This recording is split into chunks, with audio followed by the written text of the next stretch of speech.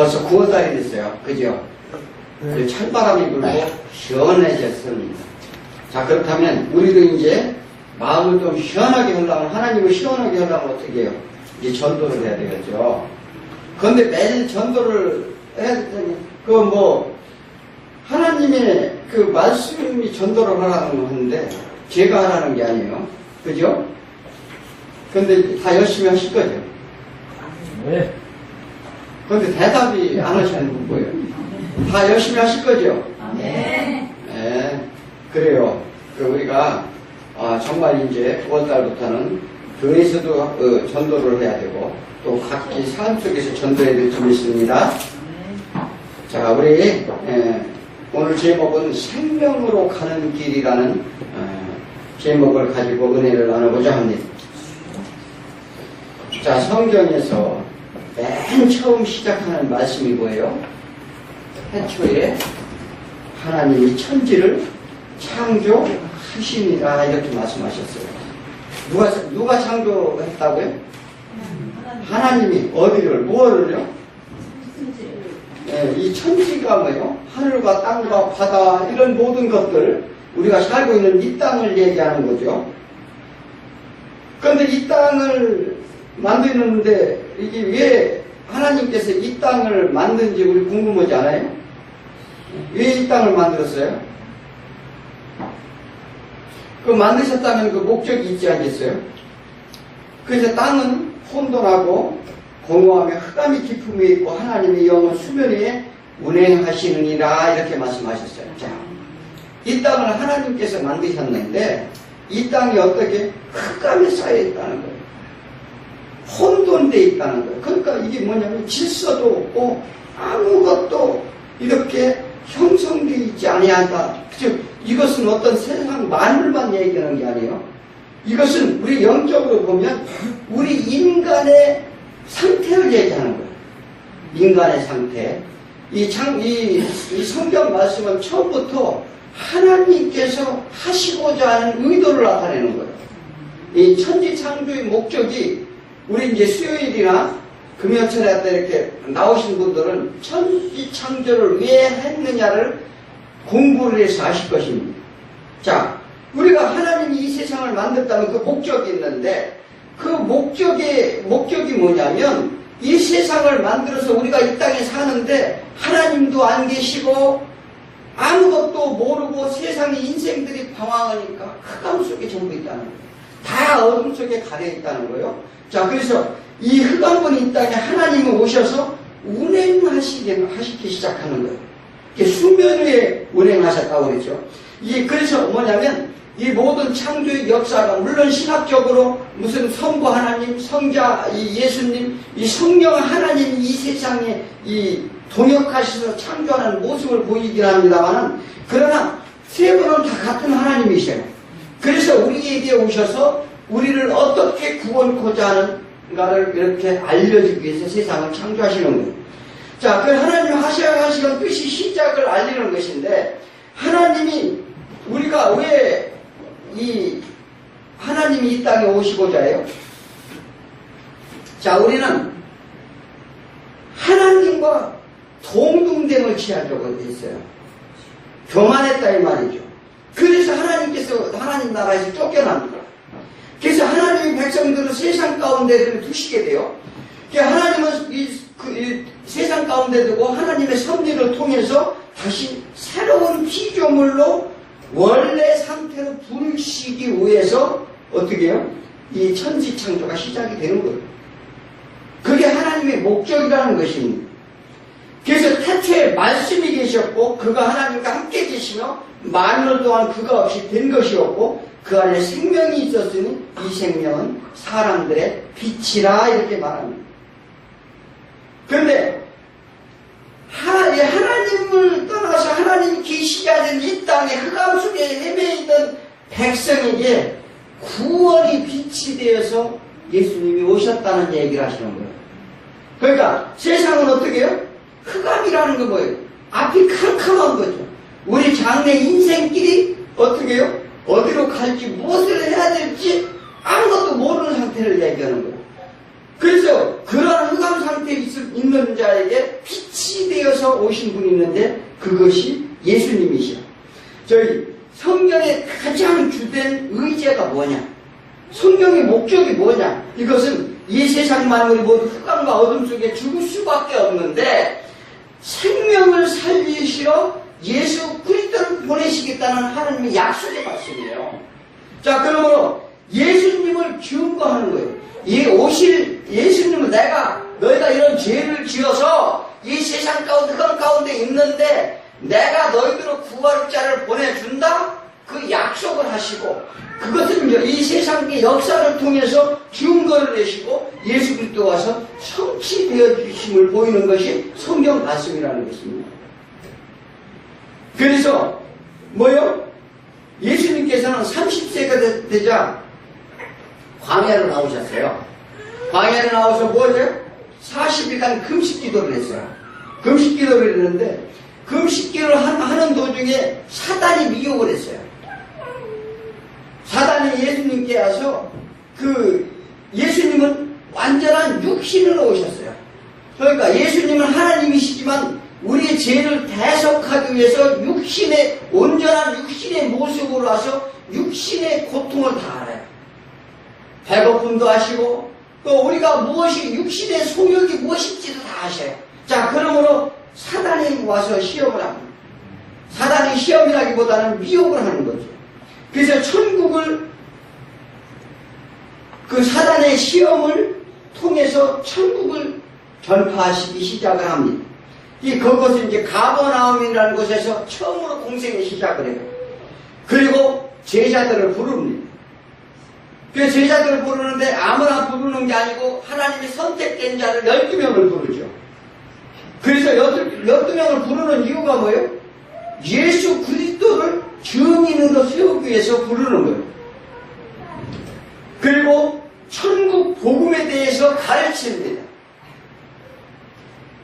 모든 사람들이요, 그때 당시에는 땅의 일, 이 세상의 일에만 매달려 있었어요. 그래서 하나님의 뜻이 무엇인지, 하나님 나라가 무엇인지 잘 몰랐어요.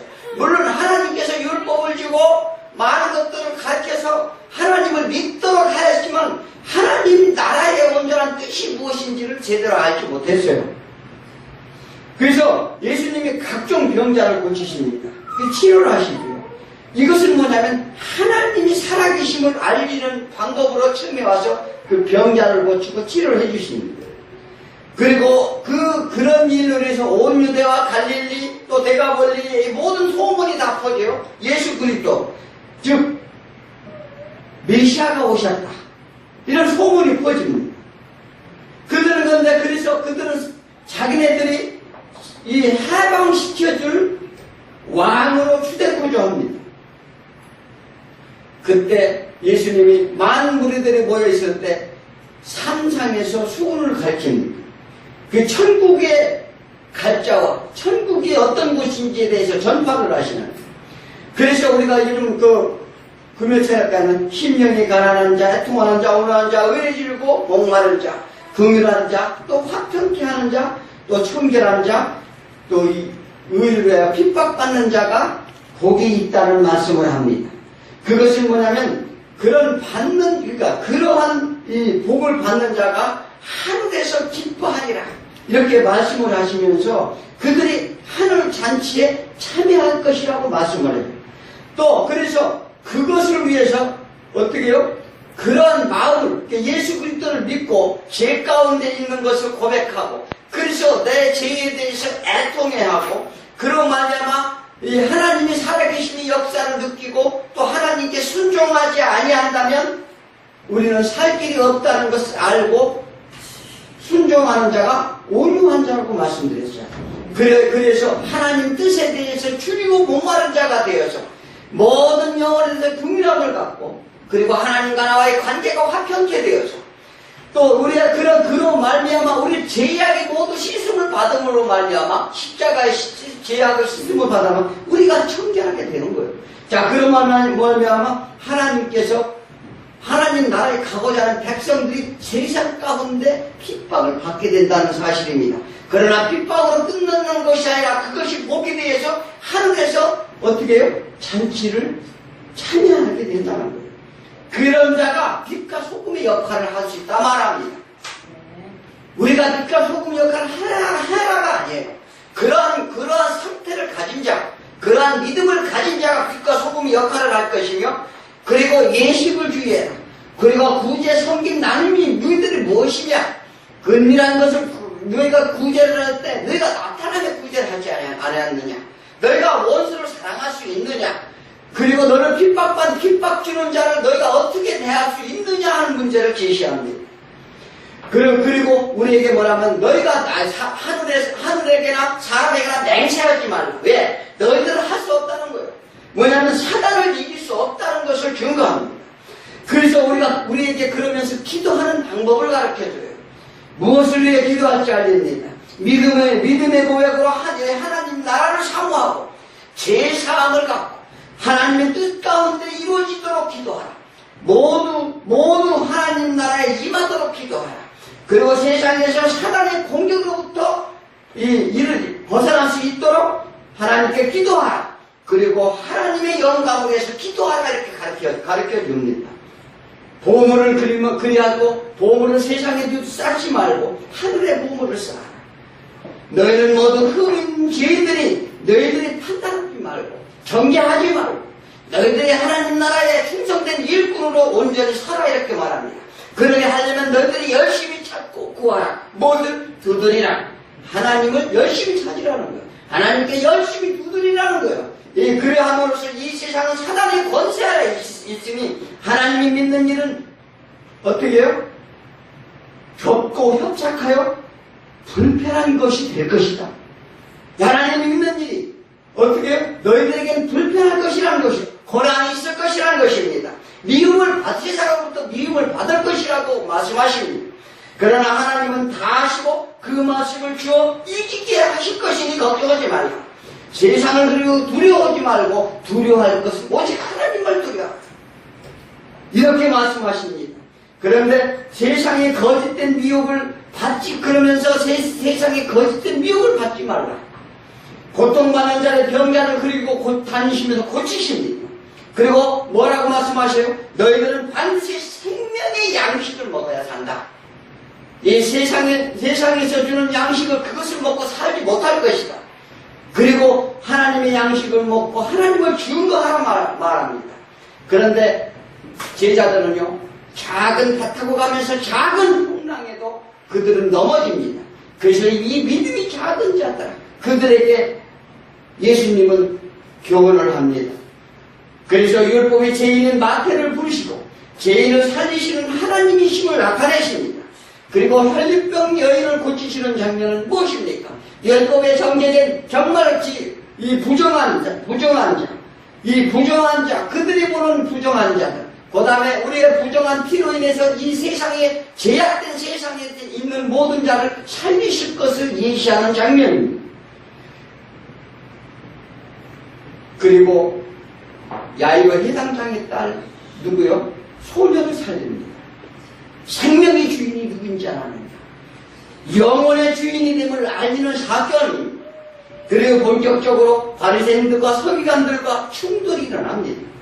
그 율법을 위배했다여 그들은 안식일과 성전 문제에 대해서 이 본격적으로 계속적으로 어떻게 해요? 예수님을 핍박하기 시작을 합니다.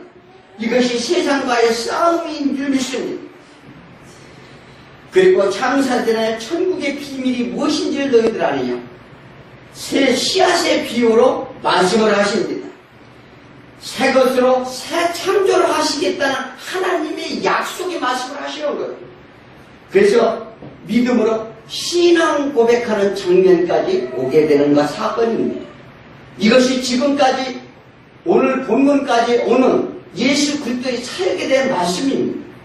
자, 그러므로 우리는 어떻게 해요? 예수님은 하나님 뜻을 전하기 위해서 12명의 제자를 부르시고 수많은 이적과 표적을 보이시고 제자들을 양육했습니다. 그리고 제자들에게 물어보죠. 뭐라고 물어봐요? 나를 누구라고 하더냐? 그러니까 어떤 이는 엘리야라고, 어떤 사람은 에레미야라, 또 다른 선지자라고 하더이다, 이렇게 말했어요. 그래서 베드로에게 예수님이 묻죠. 뭐라고요? 너는 나를 누구라고 생각하느냐? 이렇게 물었을 때 뭐라고 대답했어요? 주님 그리스도의 살아계신 하나님의 아들이시다. 예, 주는 그리스도시요 살아계신 하나님이 아들이십니다. 이렇게 고백을 했죠. 그러니까 예수님이 뭐라고 했어요? 내게 복이 있도다. 그런데 내게 그렇게 말한 이는 누구요? 혈육이 아니요. 하늘에 계신 내 아버지가 네가 그 말을 하게 했구나. 이렇게 말씀하시는 거예요. 그럼 믿음은 누가 주는 거예요? 하나님이 주신다는 걸 말씀하시는 거예요. 네가 혈육으로 말하는 게 아니고 하나님의 영으로 말을 했다는 거죠. 예수님을 알 수 있는 것은 그래서 하나님의 영을 알아야 우리가 예수 그리스도를 알 수 있다는 사실입니다. 그 하나님의 영을 함께해야 우리가 하나님을 볼 수 있고 알 수 있고 깨달을 수 있고, 그래서 우리는 에덴 동산에서 아무나 하나님을 생명나무를 먹을 수가 없어요. 그래서 예수님 하나님께서 감춰놨다는 사실입니다. 그때 예수님이 베드로에게 뭐라고 그러죠? 내 사랑하는 아들 시몬아. 시몬을 사랑스럽게 불러요. 내 신앙의 교회를 세웁니다. 반석 위에 교회를 세운다고. 반석 위에 세운다는 거요? 믿은 게 흔들려. 기초가 튼튼한. 그러니까 믿음이 흔들리지 않는 것을 얘기하는 거죠. 음부의 권세가 이기지 못한다. 그것은 사단이 침투하지도 못할 것, 그 사단을 이긴다는 거예요. 사단의 세력에서 건져내시겠다는 약속을 합니다. 그 흑암의 세계에서 생명의 빛으로 나오도록 교회를 세우겠다는 약속이에요. 네, 교회를 세워서 너희를 구원케 했다는 약속이시는데 뭐로 보여요? 믿음의 고백으로 너희에게 천국의 열쇠를 맡기겠다는 거예요. 그 말씀하시다. 자, 네가 그런 온전한 신앙의 믿음 위에 교회를 세우는데 교회의 천국의 열쇠를 너희들에게 맡기겠다. 그러면서 뭐라고 말씀하시죠? 내가 고백한 것은 나를 구원한 자를 믿고 따르면 그 사단의 올무에서 풀릴 것입니다. 사단의 올무, 우리가 사단에 갇힌 자, 그들에게 붙들린 자라고 얘기했잖아요. 예수 그리스도가 오신 목적이 뭐라고요? 우리 그런 자를 풀어주러 오신다고 말씀하셨잖아요. 그러면 이 세상에서 매여 있다는 거 뭐예요? 이 땅에서도 매이면 하늘에서도 매일 것이요? 말씀하시잖아요. 그러니까 그 매인다는 것은 사단의 올무에 매인다는 얘기를 하는 거예요. 사단이 종이 되었다는 거죠. 그것이 풀어지면, 그러니까 그것을 풀어지면 하늘에서 풀릴 것이라고 말씀하셔요. 그 풀리는 하늘에도 용서함을 받아서 다시 어떻게 해요? 하늘에 올 수 있을 것이라는 말씀을 하십니다. 그것이 제자들의 교육의 목적이었었어요. 예수님은 이제 제자들 믿음이 생기기 시작하자 예수님이 하시고자 하는 일에 대하여 말씀하시기 시작합니다. 제자들 또한 처음에는 예수님의 무엇을 보고 따랐어요? 병자를 고쳐주고 이런 막 기적을 베푸는 걸 보고 따랐어요. 병 들린 자, 귀신 들린 자, 문둥병 환자, 이런 모든 소경이라든지, 그리고 그러면서 오병의 기적을 통해서, 이런 모든 기적들을 통해서 어떻게 해요? 사람들이 몰려오고, 현실의 현실의 문제를 해결권을 쫓았어요. 무언가 해결될 것에 대한 기대를 합니다. 수많은 사람들이 세상의 왕, 자신이 왕국 건설에 희망을 걸었다는 거예요. 거기에 희망을 걸고 또 거기에 기대하고 그렇게 모든 일이 따를 때 그들이 제자들에게 하는 말씀입니다. 그런데 기다렸던 대답이 나왔어요. 베드로의 신앙 고백을 들으시고 예수 그리스도의 권한을 가지고 십자가의 죽음을 공개를 하는 장면입니다. 내 온 목적이 무엇인지 아느냐, 이것을 처음으로 제자들한테 공개하는 장면이에요. 처음 우리 교회에 나올 때 사람들은 뭐냐면 무언가 기대 심리를 갖고 나와요. 내 문제 해결을 위해서. 그죠? 또 병든 거 아니면 이런 모든 문제를 해결을 위해서 교회에 나옵니다. 기대 심리를 갖고 나오는 거죠. 이것도 마찬가지였었어요. 그런데 그들에게 처음 처음부터 야 나는 이렇게 너희들 고난을 받아야 돼. 그렇지 않으면 살 길이 없어. 막 이렇게 해야지만 그 사람들이 교회를 위로를 받으러 왔다가 어떻게 해요? 실망하게 될 거라는 거예요. 이들도 마찬가지였었어요. 그래서 처음부터 제자들한테 이런 얘기를 안 했어요. 예수님이 사역에 대해서 그저 다니면서 병 고쳐주고 막 이런 일을 했습니다. 그러니까 그것이 그들은 이 하나님의 능력을 믿고 따랐다는 거죠. 그때 예수님이 장로들과 대제사장들과 서기관들에게 핍박과 고난을 받을 것이며 그들이 십자가형으로 나를 죽일 것이다. 그러나 사흘 만에 살아나리라. 이런 말씀이 있었어요. 장로들은 뭐예요? 대제사장, 서기관들인들은 사내들인 공의의 회원들이었었어요. 즉 유대인들의 지도자들이었다는 거예요. 모든 것들을 총괄하는 그들의 지도자들이었는데 그들에 의해서 나는 죽을 것이다 말합니다. 이것은 신앙이 없으면 도저히 받아들일 수 없는 말씀입니다. 대개 처음 신앙생활을 시작한 하나님의 놀라운 기적도 체험을 합니다. 우리가 그렇죠. 많은 기적을 체험을 해요. 하나님께서는 기적을 베풀어 주셔요. 그래서 많은 이들이 나와서 막 간증을 하는 이유가 다 거기에 있습니다. 이게 하나님의 살아계심의 체험인데 왜 이런 표적을 보이실까? 하나님이 살아계심과 함께 믿음으로 가기 위한 이 처음의 시작입니다.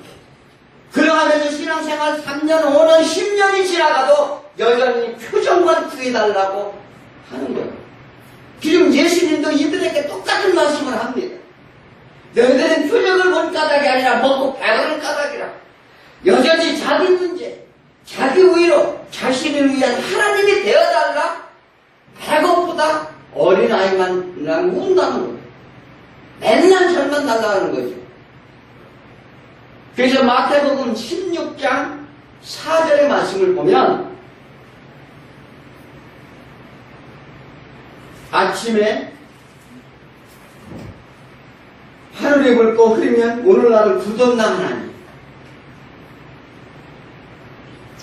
너희는 날씨를 분별하지 않으면 시대의 표적을 분별할 수 없느냐? 이렇게 말씀하시고 보여 16장 4절에 어떻고 음란한 세대가 표적을 구하라. 나는 요나의 표적밖에는 보여줄 것이 없다고 말씀하십니다. 자, 하나님이 살아계심을 믿었다면 늘 함께 계시고 계시다는 것을 믿으라는 거예요. 그러니까 처음에 너희가 기적을 베푼 것은 내가 지금 살아있다는 것을 너희들에게 알려주는 것인데 그것을 증거하는 것인데 뭐요? 너희들은 날마다 그것만 달라는 거죠. 그런데 지금 너희들 어떠냐? 지금도 함께하고 함께 동행하고 있다는 것을 믿으라는 거예요. 그렇게 믿으라는 것인데 하나님의 의를 구하여 하나님을 기쁘게 하는 것이 우리 당연한 것입니다. 그런데 허구한 날 내 문제만 해결해달라? 배고프다 이렇게 말해요. 그래서 하나님께 뭐래요? 게으른 자 얘기를 합니다. 게으른 자는 그의 것까지 빼앗아서 다른 사람에게 준다고도 말씀하시죠. 뭐에 대해서 게으른 걸 얘기해요? 세상 가운데에서도 게으르면은 먹을 게 없잖아요. 세상 60도 살기 힘들어요. 그런데 하나님에 대해서, 하나님의 일에 대해서 이 게으른 자는 어떻게 한대요? 다 빼앗긴다는 거예요. 생명까지도 어떻게 해요? 빼앗긴다고 말씀을 하십니다. 그래서 우리는 해야 될 일이 뭐예요? 열심히 하나님을 일을 하는 거죠. 모든 이들이 이런 표적 때문에 표적을 쫓아 모인 자들이었습니다. 그러나 예수님이 제자 베드로의 신앙 고백은 예수님이 모처럼 원하는 대답이었어요. 그러므로 신앙이란 세상적인 영광, 자신의 탐욕을 구하는 것이 아닌 것을 교훈합니다. 자, 예수님이 오신 목적을 알고 그 뜻대로 맡긴 사명을 감당하는 것이 하나님의 일이라는 것을 아셔야 됩니다. 자, 오늘 본문에서 베드로의 신앙 고백에 대한 예수님의 사역에 대해서 증거하는 내용을 한번 보도록 하겠습니다. 예수님이 순환을 예고하는데 21절에 뭐라고 말씀하셔요? 이때부터 예수 그리스도 그리스도께서 자기 예루살렘에 올라가 장로들과 대제사장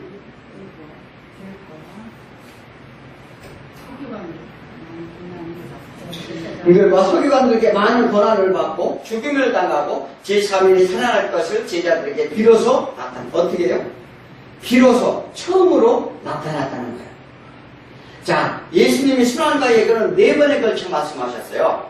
그래서 이 4번에 걸친 예고 중에 제일 첫 번째입니다. 이 제자들한테 이 십자가에 죽는다는 말씀을 처음으로 하는 말씀이 있는데, 두 번째는 어디서 했나요? 변화산 사건 때 얘기했어요. 변화산에서 야고보와 요한과 베드로가 같이 변화산에 올라갔는데 어떻게 해요? 모세와 엘리야와 예수님이 대화하는 장면이 나왔어요. 하늘에서, 공중에서. 그때 그 일을 보이고 내려오시면서 제자들에게 두 번째로 말씀을 하십니다. 그리고 세 번째는 예루살렘에 유월절을 지내기 위해서 예루살렘에 올라가시는 도중에 제자들에게 말씀하시고, 그리고 예루살렘 이틀 전에 마지막으로 십자가 지시기 며칠 전에 마지막으로 말씀을 하셨어요. 그래서 21절에 보면 그래서 죽임을 당하고 세상에 살아날 것을 제자들에게 비로소 때가 되어야 이게 우리가 알 수가 있어요.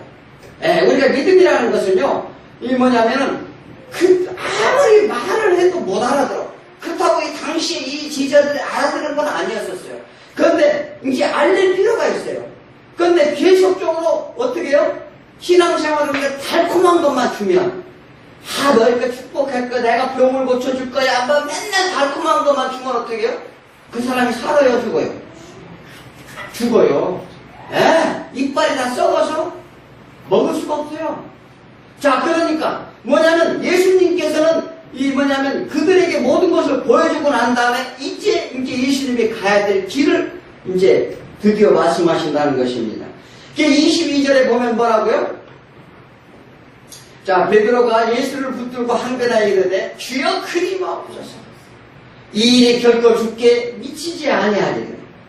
자, 예수께 붙들고 항변했다는 거예요. 왜 항변했을까, 베드로가? 베드로가 생각하는 자기 사리사욕 때문에 그렇습니다. 자기 생각 때문에 그래요. 자, 3년 동안 모든 것을 다 버리고 쫓았어요. 직업도 버리고. 왜? 예수 능력을 믿고. 어떻게든 세상 왕이 되시면 세상에 한 자리 자기 영화도 올 것이라는 기대심리가 있었어요. 마태복음 18장 1절에 뭐라고 하냐면은 천국에서는 누가 크니까 물어봤어요. 누가 물어봤어요? 제자들이.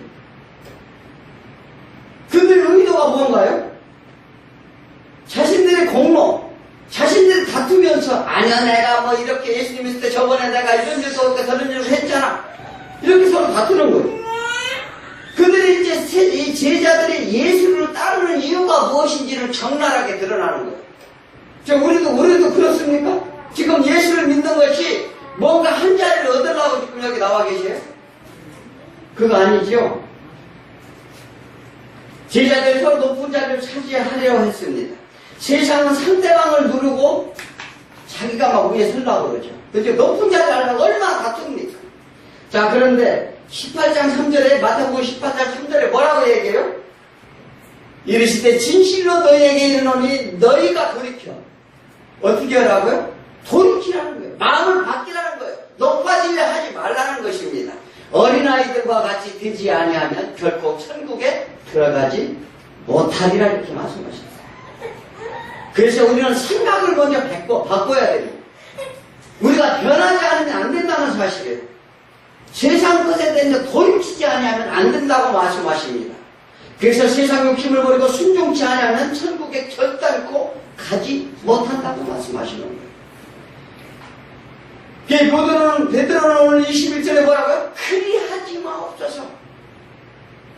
그런 일이 있을 수 없다는 것입니다. 어떻게 해요? 결단코 그리하면 안 된다는 거예요. 그냥 안 된다는 것도 아니에요. 결코 그렇게 하면 안 된다는 거예요. 또 어떻게 해요? 그렇게 미치지 아니하게 하겠다는 거예요. 자기가. 베드로가 성격이 아주 막 급하고 대단해요. 그래서 말고에 길을 치죠. 아니면 말고 이런 식은 아니겠지만 말고에 길을 쳐서 길을 잘라버리기도 합니다. 베드로가 그렇게 나온 이유는 왜 그랬을까? 첫째는 하나님의 뜻을 알지 못했기 때문에 그렇습니다. 자기 생각, 자기 고집으로 생각하기 때문에 그래요. 그가 예수님이 왜 오셔야 하고 오시면 하실 일이 무엇인지 알았다면 그는 어떻게 했을까요? 기도했을 거예요. 그리고 그 예수가 나의 죄를 위해서 죽으시겠다는 그러한 말씀을 듣고 그는 어떻게 해요? 애통했을 거예요. 그리고 그 예수 그리스도의 사랑 안에서 그는 울었을 것이라는 것입니다. 우리 신앙생활도 마찬가지입니다. 하나님의 아들에게 그런 일을 시키실 수 있을까? 자, 그렇게 생각할 수 있어요. 우리는 왜 가끔 그런 얘기 하잖아요. 아예 하나님을 믿으면 하나님을 믿는 백성들 얼른 구원해주고 얼른 이렇게 해주지. 뭐 이렇게 권한을 받게 해줄까? 베드로도 이렇게 생각했을 수 있다는 것입니다. 자, 이것은 우리 인간 중심에서 보면 세상의 악을 제거하고 믿는 자에게 세상의 안식과 풍요를 그냥 주면 되는데 그렇잖아요. 왜 고난을 받아야 하나? 이것은 왜 그렇습니까? 하나님이 뜻 가운데 하나님이 의인데 하나님이 공의를 세우러 하시려고 그렇습니다. 다시 말한다면 우리가 철저히 죄인임을 인정해야 합니다.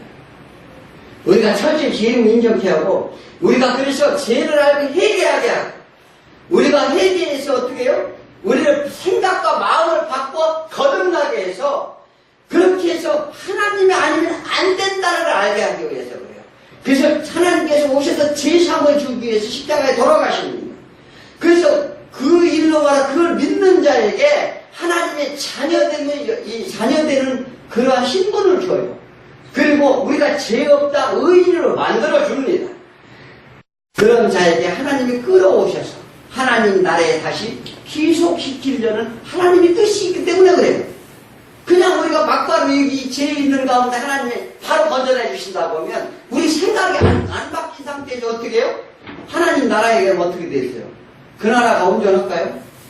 또 온전하지 않을 거예요. 내 집 짓느라고 온갖 산과 강과 들을 다 파헤치고 난릴 거라는 것입니다. 그렇지 않습니까? 그래서 하나님의 의 아니면 안 되는 거예요. 하나님의 그 뜻이고 그 의를 세우고자 하신다는 것입니다. 하나님의 죄가 있는 자들에게 반드시 죄의 삭슬 지불에 죄가 없어져야 되는데 그 죄를 알게 하는 것이 뭐냐면은 그래서 하나님의 율법을 주었어요. 하나님의 법인데 그 법을 주었더니 사람이 지켜 행할 수 없는 상태에 이릅니다. 오히려 죄가 더 크게 된다는 것을 죄를 깨닫게 알게 하기 위해서 율법을 주었어요. 그런데 그 법을 주고 잘 지켜 행하면 어떻게 해요? 모든 법을 주실 것을 약속하셨는데 너희가 잘 지키면 복을 주고 지키지 않으면 어떻게 해요? 너희들을 하나님의 심판하신다고 말씀하셨어요. 그런데 잘 지켰나요? 못 지켰나요? 우리가 지킬 수가 없어요. 지키지를 못했어요. 그것을 이스라엘 민족을 통해서 성경을 통해서 증거하는 거예요. 그래서 하나님의 의와 인과 신을 깨닫게 하여 그 율법을 주었다고 말씀하셨습니다. 그들에게 계속해서 다윗의 후손을 보내 구원토록 메시아를 보내겠다는 약속을 한 것을 볼 수가 있어요. 성경을 통해서. 그런데 자신들이 믿음으로 구원받고자 했던 것들을 율법을 준 이유를 그들은 깨닫지 못했어요. 하나님의 뜻이 자기 백성을 구원을 위해 궁유를 베풀어 예수로 하여금 하나님의 자비가 아니면 하나님의 사랑하심이 아니면 십자가가 아니면 구원 길이 없다는 것을 깨닫게 하려 하셨다는 것입니다. 우리가 성경을 통해서 이걸 알아야 돼요. 그러나 유대인들은 율법의 대가라 자신들이 자청했어요. 하나님의 법에 대해서는 자기들이 자신이 있었어요. 그런 사례들은 공의의 의원들이 장로, 제사장, 서기관들이죠. 그들이 자신들이 의를 내서 하나님의 뜻을 알지 못했습니다. 깨어있지 못했다는 사실입니다. 그러므로 그들을 위해 스스로 십자가를 지시려 하신다는 거예요. 요한복음 1장 11절에 자기 땅에 오며 자기 백성이 영접하지 아니하였다 말합니다. 누가요? 예수 그리스도가 오셨는데 그 자기 땅의 백성들을 위해서 왔는데 그들은 영접하지 않았다는 거예요. 그래서 하나님께서는 그 영접하는 자 어떻게 해요? 그 이름을 믿는 자에게 자녀가 되는 권세를 주었다 말씀하셨습니다. 그리고 이 주었다는 권세를, 자녀되는 권세를 주었다는 건 뭐예요? 권세가 있다는 거예요. 그게 뭐냐면 주어질 것이가 아니고 이미 주어져 있다는 사실을 말해요. 이 사실을 믿는 것이 믿음이에요. 네, 예수 그리스도가 오셔서 우리를 구원해서 하나님의 자녀를 삼으셨다는 것을 그 사실 자체를 믿는 거예요. 이게 믿었으면 어떻게 해요? 하나님 자녀답게 살으라는 거예요. 세상 마귀 자녀처럼 살면 안 된다고 말을 하는 거예요. 그래서 23절에 뭐라고요? 예수님이 베드로에게 말하죠. 예수께서 들이키시며 베드로에게 이르시되 사단아 베드로 불러라. 사단은 어떻게 해요? 어떻게든 하나님을 믿지 못하도록 방해를 합니다. 그럼 베드로가 사단이에요? 금방 신앙 고백을 하고 금방 하나님을 칭찬했어요. 예수님께서 칭찬을 했어요. 그 내용에 어떻게 음부의 권사가 이기지 못하게 교회를 세우겠다 말씀하셨어요. 그런데 금방 사단이라고 말씀하시죠. 그에게는 그의 마음속에 사단의 생각이 들어갔다는 거예요. 우리도 이렇게 살다가 보면 사단의 생각인지 분별해야 돼요. 이 내 마음속에 그 사단에 대해서, 생각에 대해서 이 성경이 많이 나와 있어요. 그들은 고소하고 참소하고 분쟁을 일고 질투하고 시기하고 분냄하고 거짓되고 우리의 소욕을 우리의 음란한 생각을 하고 이 모든 것들 이런 것들이 사단의 생각이라고 말했어요. 그러니까 그것이 사단의 생각인가? 아담과 하와가 어떻게 해요? 그들도 사단의 생각에 미혹되어 가지고 선악과를 먹었다는 거예요. 이 먹었다는 건 뭐예요? 그 생각을 믿었다는 거예요. 그래서 사단은 우리의 입술을 통해서 자기네들이 하고 싶은 것을 나타내는 거예요. 그것이 우리 마음속에 들어와서 우리를 조종하는 거예요. 그래서 사단의 종이 됐다는 사실이에요. 그래서 그 종으로부터 해방시키려 예수 그리스도가 오셨다는 것입니다. 그래서 그것을 믿는 거예요. 그게 뭐냐면 누가복음 22장 3절에 12 중인 하나의 가르신이라 부르는 유다에게 사단이 들어갔다 말합니다. 어떻게 해요? 그 마음속에 사단이 들어갔다는 거예요. 그 사단이 들어가서 자기 선생인 예수 그리스도를 파는 거예요. 그래서 우리 안에 사단이 들어오면 사단의 생각과 말을 대신하게 된다는 거예요. 조종당한다는 거예요. 한마디로 얘기해서. 그래서 그걸 뭐냐면 더 심하면 귀신 들렸다고 말합니다. 그래서 마음속에 사단이 들어오지 못하도록 너희가 깨어있으라. 정신갑주를 입어라. 이 말씀을 하시는 거예요. 사단은 우는 사자와 같이 먹을 것을 위해요. 두루 살피는 것과 같이 어떻게 해요? 우리를 노리고 있다고 하는 것을 우리는 아셔야 됩니다. 이 세상은 사단의 권세 아래 있어요. 권세 아래 있기 때문에 그래서 신앙생활이 어렵다는 거예요.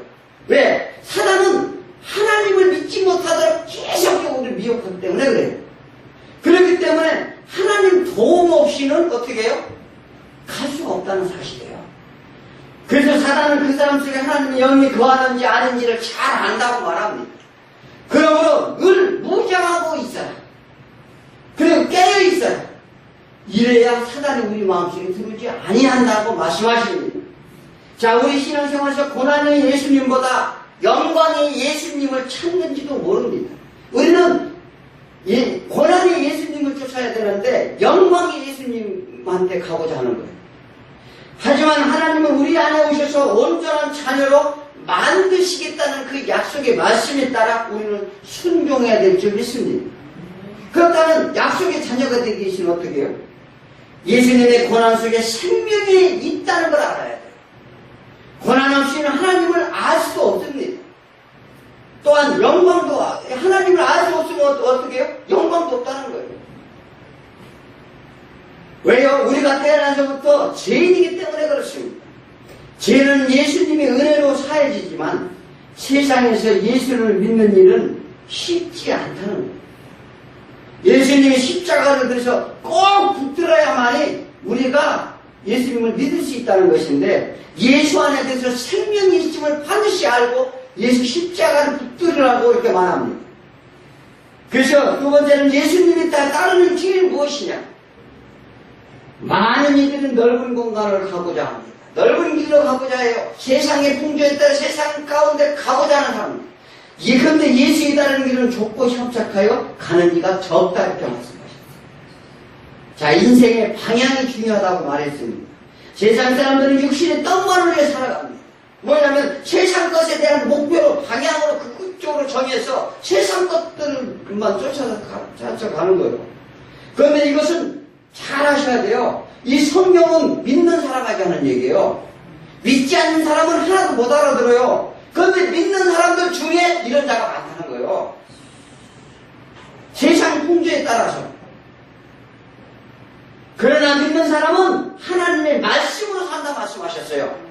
예, 하나님의 소망을 두고 하나님께 나아간다 말을 했는데, 공생이 시작해서 믿음이 없는 제자들에게 세상이 떡을 찾는 상태에서, 세상 것에 세상 풍조를 따라 사는 상태에서 예수님의 순환 예고는 그들에게 거슬리기만 했다는 사실이에요.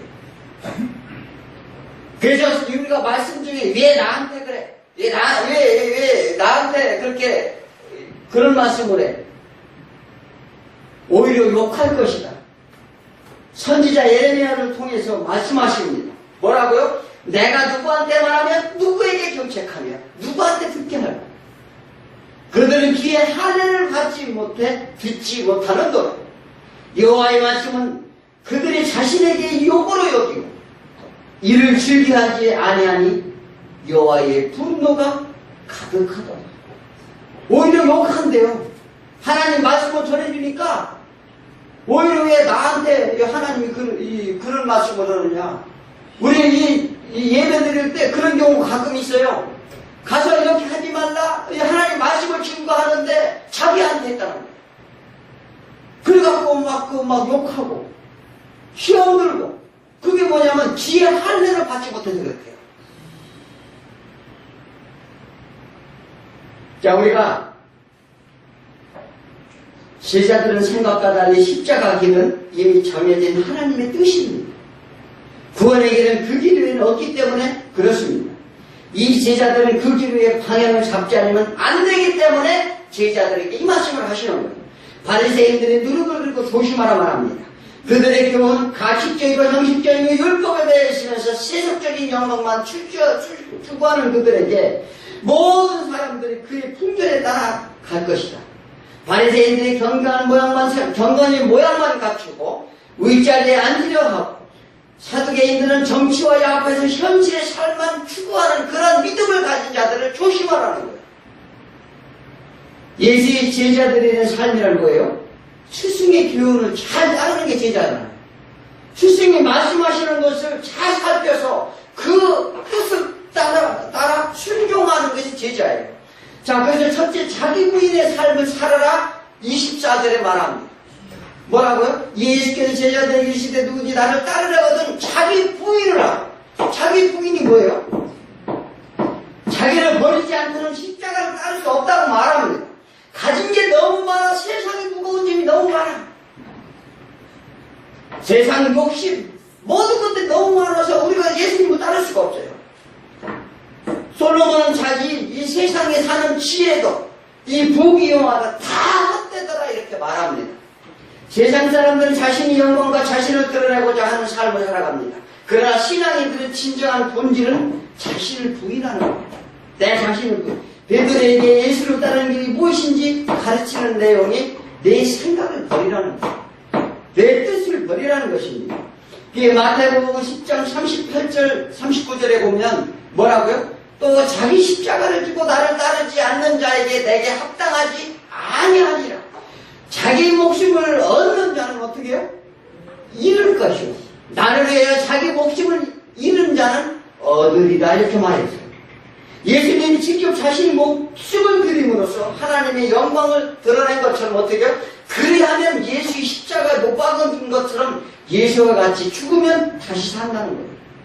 그렇다면 신앙이 없으면 매일 자기 주장만 하고 베드로처럼 자신을 위해서 예수님이 십자가 지심을 말리는 것 같이 세상을 사랑하면 안 된다고 말합니다. 자, 하나님을 따른다는 것은 환경과 여건, 자격이 주어져서 따를 수 있는 게 아니에요.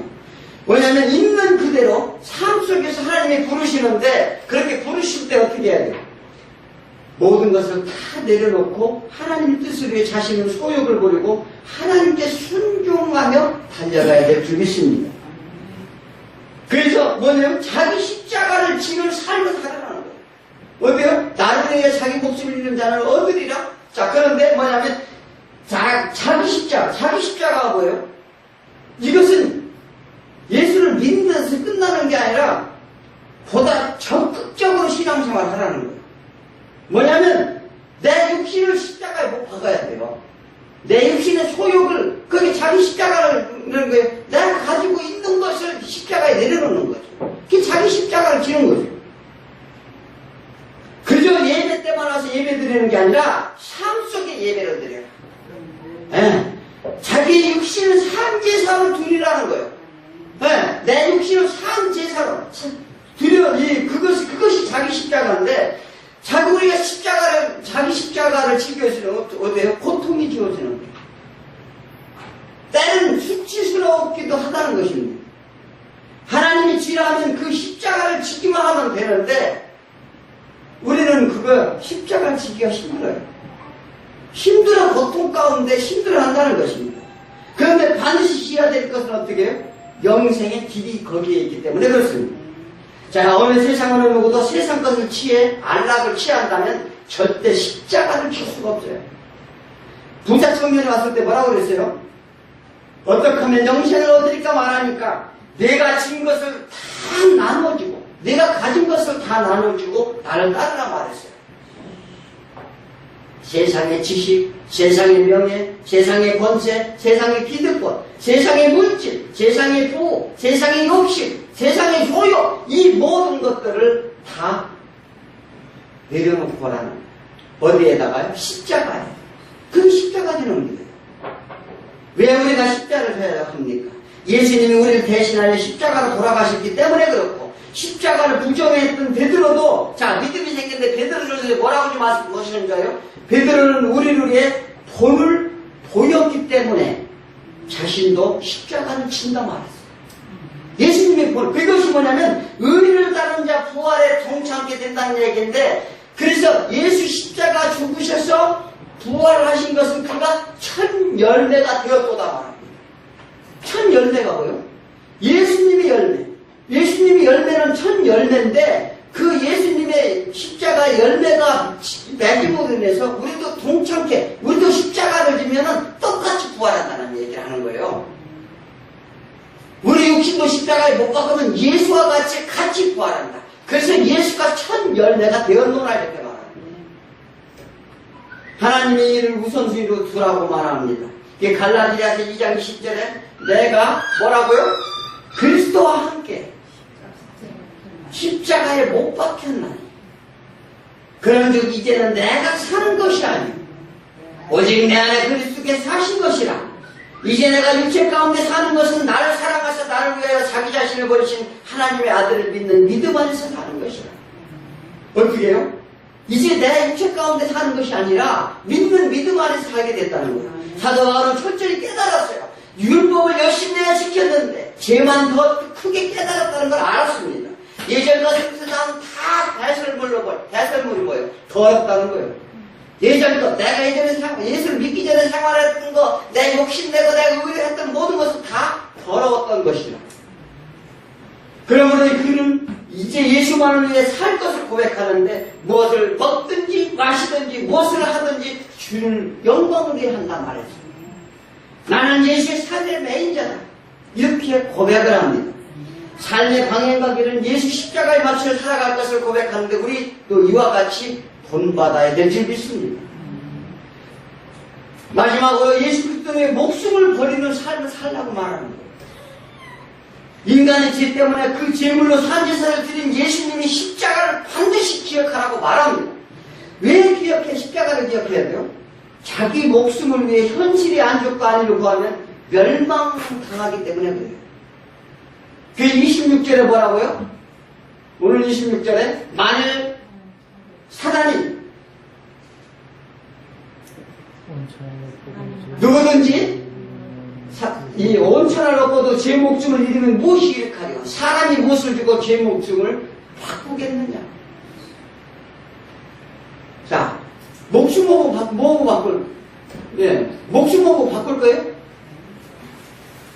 인생이 삶은 세상 것을만 구하기에 밤낮을 가리지 않고 그것을 배워 열심을 내면서 살려 한다면 설령 많은 것을 얻는다 해도 많은 부를 축적해도 명예를 쌓아도 그 물질로 그 명예로 그 영광으로 목숨을 살 수 없다는 걸 알라는 거예요.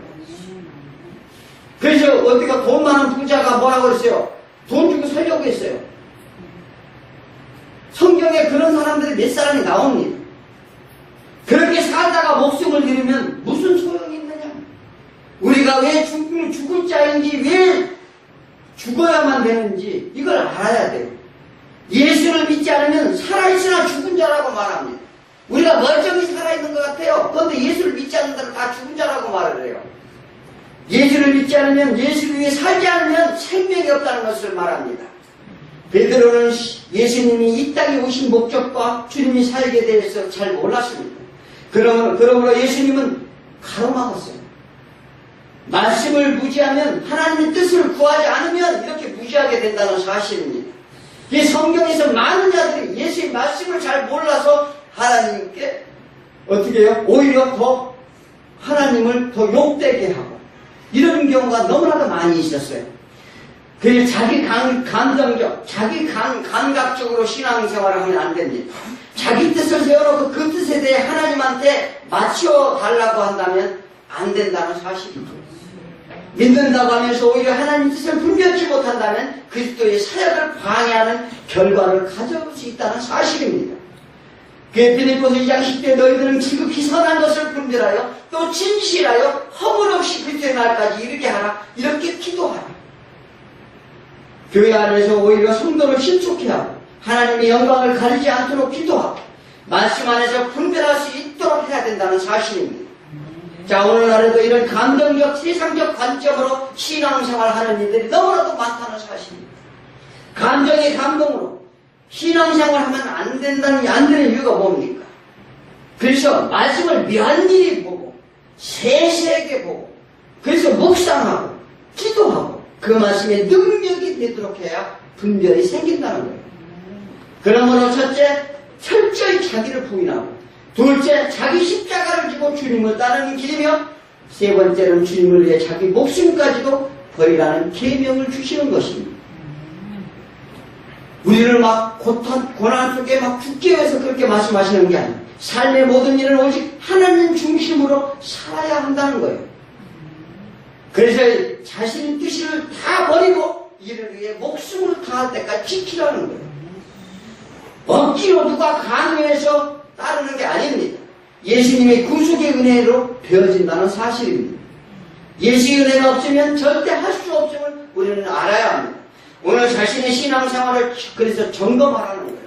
나를 위해 사는지 하나님을 위해 길을 가는지를 점검하는 시간이 되기를 축원드립니다. 이것은 생명에 달린 문제라는 걸 반드시 아시기 바랍니다. 기도합니다.